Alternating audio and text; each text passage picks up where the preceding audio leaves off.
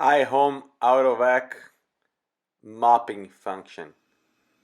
A lot of videos people asking for, hey, can you show me how this robot performs while doing mopping?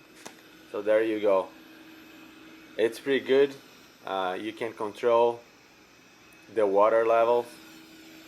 There are 3 different stages that you can set. So it's electronic control.